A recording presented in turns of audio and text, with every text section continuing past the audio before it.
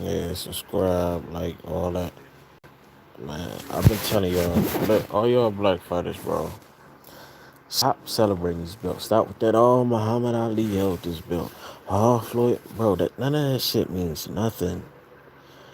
Fuck them belts, bro. All of y'all throw the belts away. All of the top guys, they just pimping y'all. It's just, what are you paying? You got so they already WBC specifically, because this the one y'all show the most respect to, but this the one that did disrespect y'all the most. So they bowing down to Canelo. He started all this because he didn't want to fight Charlo, but they cool with disrespecting the black man who worked his way up and put himself in position. But because he don't want to fight, all right, boom. But they never made that same type of gesture for the black man. All of these other black WBC champions, they never got that early. But when the Mexican in a Mexican organization wants it and he don't want to fight the black fighter, then we'll let him use that to avoid the black fighter and stop the black fighter's payday and stop the black fighter elevating his brand. Then when you get another black fighter on the rise to fight Lomachenko, who only has a couple fights, 15 fights, he gets to do the same thing to avoid Devin Haney. So it sounds like what Cameron Duncan was saying in Barbershop Conversations interview, this is the new title for it. This is code for no black fighter belt.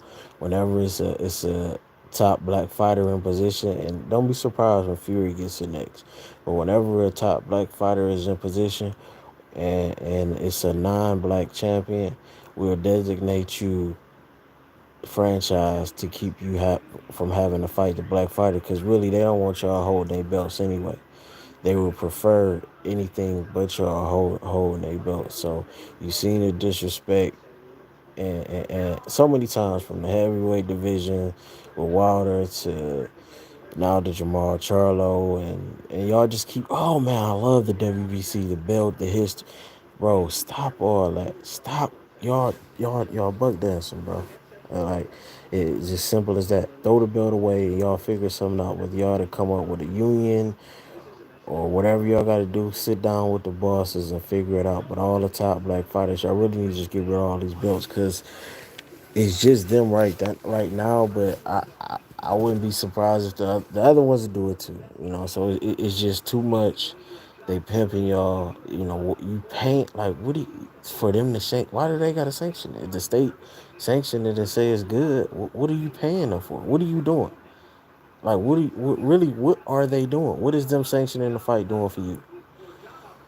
If you got a brand, the reason why they bond, one of the reasons, if your brand is big enough, you're going to get more paper anyway. You stay down till you come up. You cut out the middleman. Why pay them anything when what you paying them? It's probably just balances out anyway. You're the casual fan, but create your own. Create your own. Create your own.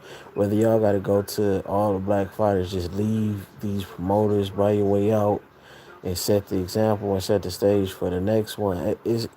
Y'all might have to start your own UFC of sorts, where it's set up like that. Like, get away from these promoters, get away from these anybody who disrespecting y'all. Like, if you see how ESPN, no way I would be with them, because we see how Loma was at pound for pound before he had 10 fights, and one of them was a loss. So we see how they disrespect y'all in the rankings. We see how they disrespect y'all with the belts. Throw these belts away. F these sanctioning bodies. Do y'all, man. Figure it out. Come together. Put together a union. And stop. We need to stop celebrating Jackie Robinson, man, because I think we celebrating the wrong thing. And he probably, we're not gonna disrespect him because he probably didn't understand what he was doing at the time. I don't know though, because a lot of those brothers in that time was real knowledgeable, but he integrated y'all into a burning house. When if he would have stayed in the house, the Negro League could have thrived, and would have, we just would have had our own. And if they wanted to come really get some money, they could have came and joined, but we would have still been at the heads of it. So it's time to reverse the Jackie Robinson example, and you see they prop up everything to destroy your structure, your power, bro. Wake up. This is the NBF belt. And they're going to designate Clarissa Shields first because we know the agenda. Prop up the woman, tear down the man. Prop up the woman. Because so the first designation will be, most likely, the first black designation will be Clarissa Shields. But that's really not it's not really that many women. You know what I mean? Like, you had some champions do.